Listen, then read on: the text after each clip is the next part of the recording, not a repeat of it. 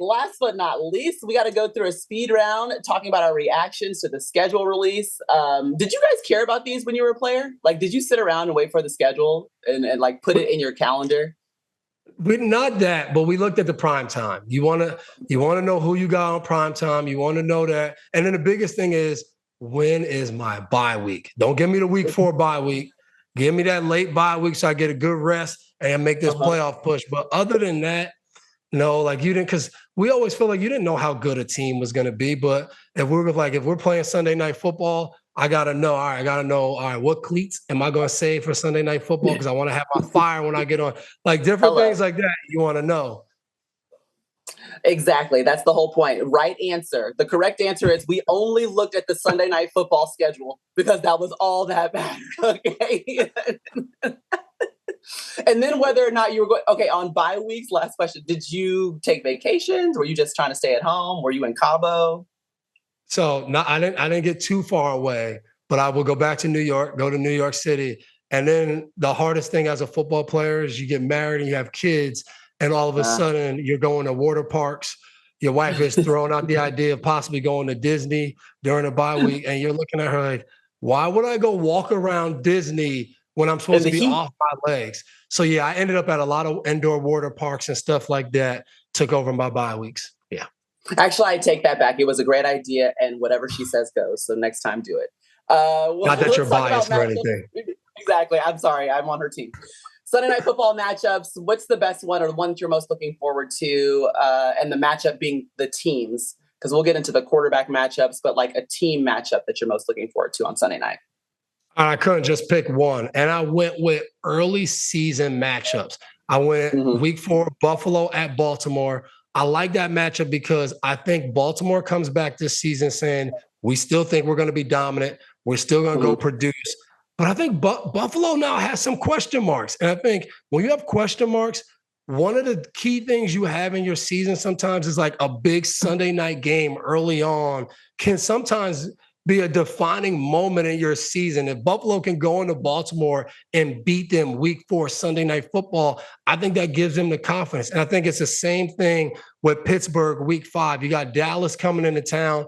You have 2 new quarterbacks in your room. You're trying to turn this around and get back to Steeler football. And I think it's pretty good if you can beat a Dallas team that comes on the road Sunday Night Football in your home stadium. You can beat them. I think Pittsburgh could be a team that takes off and builds confidence. So I'm very intrigued by those matchups early in the season because I think it can define the season for some of those teams. I mean, I just went with game 1. Like, I'm thinking the Ravens and the Chiefs. And part of that is because the Chiefs are never the same team in the beginning of the season as they are at the end. I mean, remember being there last year. We were all together last year when they took on the Lions. And it was like a real question. I think maybe only Rodney actually picked the Lions. But it was like, who is this Chiefs team? Who are they going to be? And obviously they end up being the Super Bowl champs, but I think it's a great opportunity for the Ravens to make whatever the statement is they would like to make starting this season. Wanted to be in the Super Bowl a year ago, and to be that first game on Thursday night, all eyes on you guys. Derrick Henry's joining into the fold. Like, what does this Monken offense look like with Derrick Henry? Like, I'm just really intrigued and interested to see team versus team, what that looks like on the field. And it's the first game of the season, and we get to be there for it. So I'm most excited too that we get to be boots on the ground. We know you love to travel. You want to be at the game and the energy.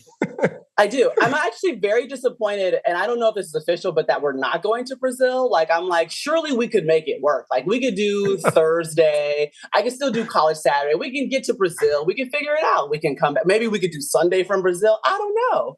Like, I feel just be in Brazil. Just stay there. We just stay there for the whole week and do it from there. I like it. Okay, what about your quarterback matchup that you're most looking forward to on Sunday Night Football? I'm looking at week 14, Kansas City, LA Chargers. I want to see it. I think we've watched this matchup through the years where Justin Herbert comes out, has his magnificent game. They're winning. And then out of nowhere, Kansas City will come storming back. They'll get the win, and we'll be like, "Oh, that's just Patrick Mahomes." So I want to see. All right, Justin Herbert, he gets Harbaugh with him now. It's this kind of new offense. We're going to probably run the ball more. We're going to do all right, I want to see these two guys go at it. I want to see this even matchup in this division where we can say Justin Herbert versus Patrick Mahomes is what we want to see twice a year, every year, because this is great football. So I'm excited to see that. I think those are two quarterbacks in the division and in the NFL that, I think are two of the better quarterbacks. And I think they can have fireworks on a Sunday night game. Mm-hmm. This isn't a Sunday night game, but it is the Brazil game. So I felt some kind of way about, Jordan Love versus Jalen Hurts, because what we've seen Jordan Love do towards the end of the season and with the Packers, it seems like he's finding another level, like finding another gear. So number one, I want to see what that looks like game one of this season. But not only that, a Jalen Hurts figuring out what is the next level of his game. And the Eagles, I feel like they felt like it was a disappointing season. They wanted to look a little bit better. But these are two quarterbacks that are both young. You know what I mean? Both of them have their teams depend on them. And we're going to see which way they trend with that first game. And I don't know. I just thought that was a great matchup to start out the season and for it to be happening in Brazil. Like, there's just like a lot of factors going into it. But I want to see what Jordan Love looks like this year. And I hope that he continues to improve. So I'm just kind of like eye charting him in the Packers games as well. I agree what with about you agree? Do you think that he's going to take the next step? I feel like we saw something special towards the end of the season. Where do you think Jordan Love is going to end up at the end of this year? I do. And off the top of my head, when I sat down with Sims and he's doing his top 40, I put Love at 5. And it's probably aggressive, but I just think it's interesting because you have two quarterbacks at the end of the year. One was going like this and one was going down. Jalen Hurts, that offense, it just didn't look good. And now they're going to open the season.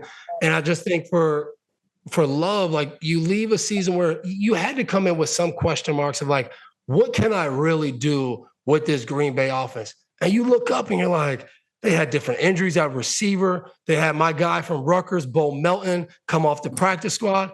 100-yard game, Sunday Night Football against the Vikings. Like, that's Jordan Love taking guys to the next level. So I think for him, he should be so confident coming into the season of like, I watched Aaron Rodgers do this. That was cool. Everybody said he watched. Now I just did it. Like, watching is cool, but now that I've done it, I think he's going to come in. And I think he's going to pick off right where he left off, and his team's going to be very productive. And I think he's going to play at a high level. Yeah, and it's also the storyline of what we've already been talking about, like a quarterback that had an opportunity to watch some and like slowly walk his way into the career of being the starting quarterback, and then a guy in Jalen Hurts who just had to show up. So he's been learning on the fly. And so maybe you do hit walls. You know what I mean? Like, what happens when you do stagnate because you hadn't had the same opportunity to grow and kind of mature behind someone else? You know what I mean? So we're seeing like their ups and their downs are happening at different moments in their career, I think specifically for that reason, the development of it. All right, your favorite matchup, Sunday Night Football, head coaching. Coach versus coach. Coaching. I could have stayed right at the Chargers with Andy Reid and Harbaugh, Chargers, Kansas City. But I thought, like, I'm a defensive guy. Like, DeMeco Ryans, Dan Campbell. I just was like, forget watching the two teams play. Forget watching Houston and Detroit playing in Week 10.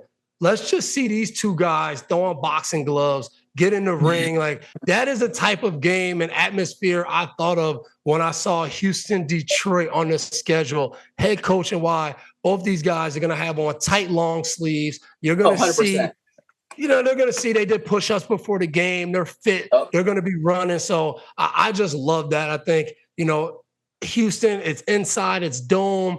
Detroit, they're a dome team. It's rugged. Like, it just has all the mixings of like these two head coaches just yelling on the sideline. And we kind of wish that they would just meet at midfield and yell at each other. But they seem to be two great guys. We're not going to get that kind of energy. But that's just the energy you feel when you watch how intense both these guys are on the sideline.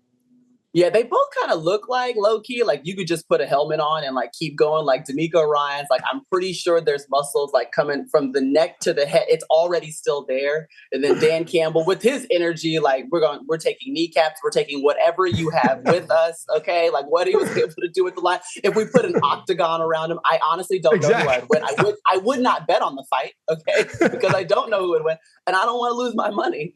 But you're right. Okay, that's a good head coaching matchup. I really do like that. But I was with you with my first thought, which was Andy Reid and Jim Harbaugh. And part of it, honestly, is just I just want to see Jim Harbaugh and his return to the NFL and what it looks like. I didn't care who the head coaching matchup was. I was just like, where is it on the Sunday night schedule? You know what I mean? Like, when does Jim Harbaugh come onto our schedule in the NFL? And maybe part of that is doing Big Ten's, our Saturday night shows. So like working with him for the last year. And he's so intriguing, like some of the things that he says. It'll be fun to see that now with the Chargers and whatever it is he's trying to develop and the system that he's implementing there. So I'm most intrigued just to watch Jim Harbaugh. Andy Reid is Andy Reid. It is what it is. Like it's not necessarily the matchup for me. It's just wanting to see Jim. I'm going to be 100% honest I'm all on that for one. it. I was going to pick it. I was like, you know what? I just picked the quarterback matchup. Let me go something else. But that's going to be a heck of a game. And it's division late in the come on. There you it's going to go. be lovely. Hi, I'm Mike Tirico, and thanks for watching. Make sure to hit subscribe for the latest news and highlights from NBC Sports.